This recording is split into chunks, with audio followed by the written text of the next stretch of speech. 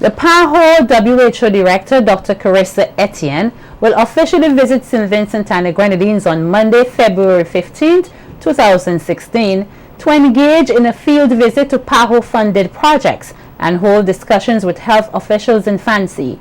And Senator Robert Luke Brown, Minister of Health, Wellness and the Environment, says that SVG is honored to be hosting this meeting with the Dominican Dr. Etienne as the region battles with the eradication of the Aedes aegypti mosquito, which is believed to be behind the spread of chikungunya, dengue and Zika. So Dr. Etienne is going to pay an official visit to our country next week, and she's not only concerned about, in a narrow way, about health issues. On that official visit, we will do several things, including visit a couple of the PAHO projects, and this is where PAHO becomes very significant for St. Vincent and the Grenadines. Right now, one of the most substantial things that PAHO is involved in is the development of smart healthcare facilities.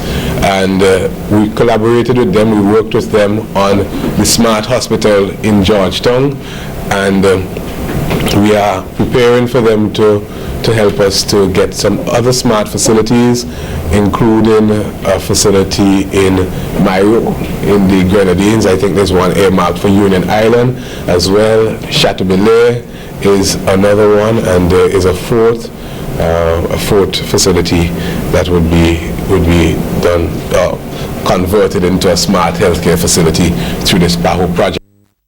The minister adds that PAHO is a very valuable stakeholder that has been involved with the Ministry of Health and the government of St. Vincent and the Grenadines, and is therefore glad to have this visit where SVG takes part firsthand in the discussion to tackle the Aedes aegypti mosquito. You know, there have been some proponents of some interesting ways of tackling the Zika virus, including the use of, well, the mosquito, and by extension the diseases spread by this mosquito, including the use of genetically modified mosquitoes, male mosquitoes, that would have the effect of more or less halting the reproduction of female mosquitoes and therefore eliminating the Aedes aegypti. I mean, of course, that comes with its own challenges and so on. So there's going to be a discussion on that, for what it's worth, next week, Thursday, God's willing, and I think that is an open session, so the public is invited to come.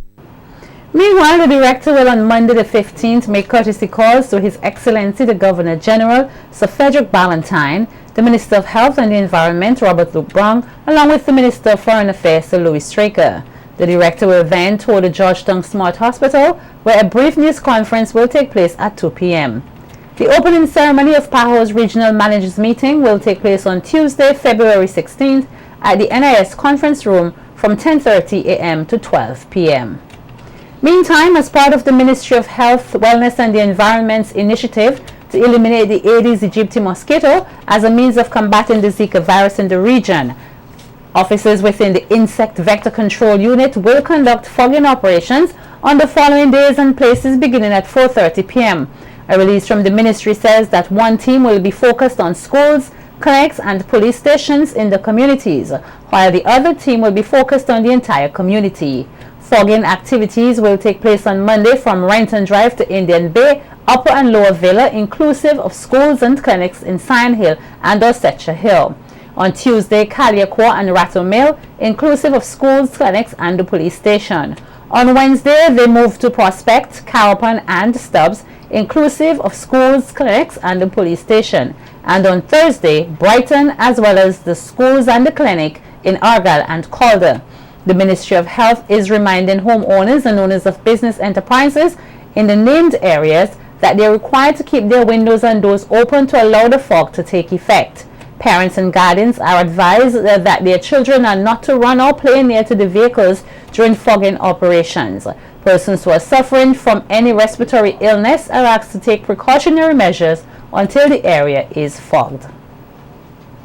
Education Officer with responsibility for career guidance, Kathleen Jeffers, is urging parents to encourage their children to become who they want to be and not to be the ones to fulfill their failed dreams. Speaking to SVG-TV News at the Mariquel Government School Career Day on Friday, Jeffers says it is very important that parents understand that in order to have a happy, productive citizen in the future, they must allow their children to exercise freedom to be what makes them happy. Well, we want to encourage that children develop their talents and not only through the career guidance program, but also as they get exposed.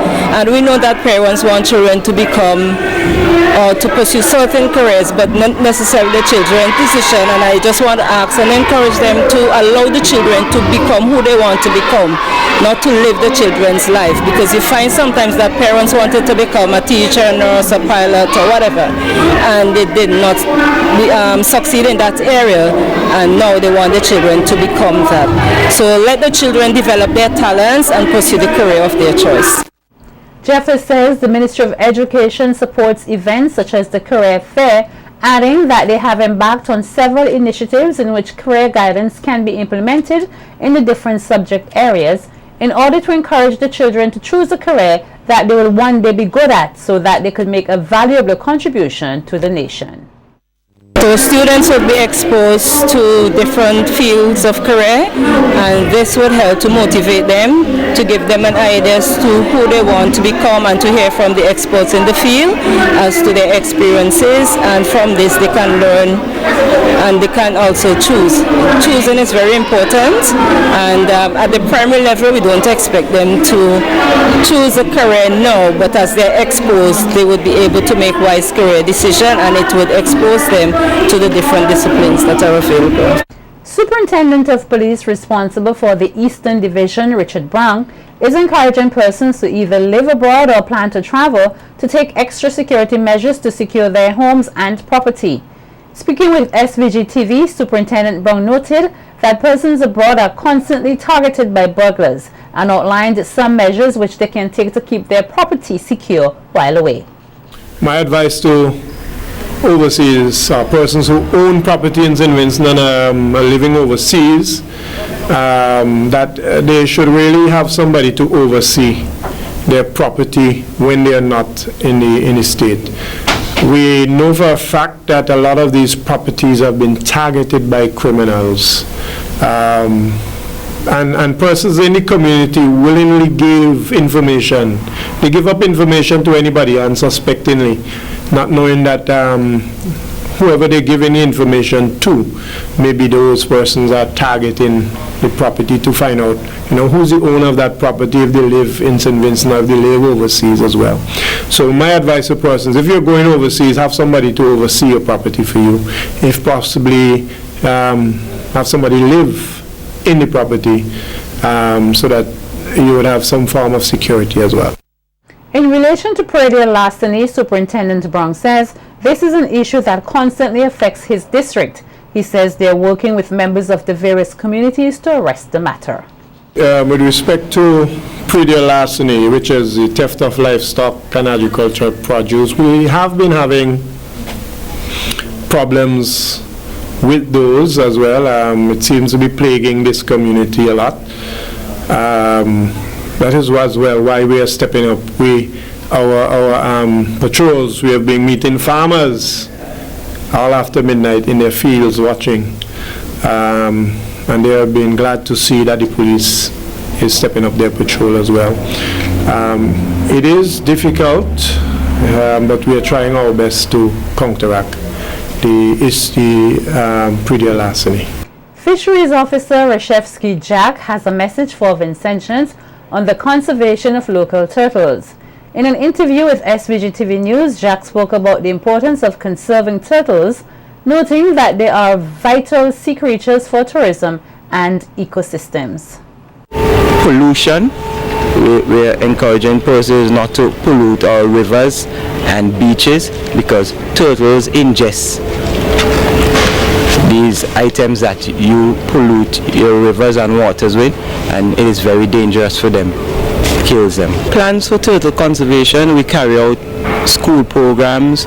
We also do programs with the communities, regulations, legislation, trying to encourage people or give people knowledge of the existing regulations and legislation with regard to turtle conservation.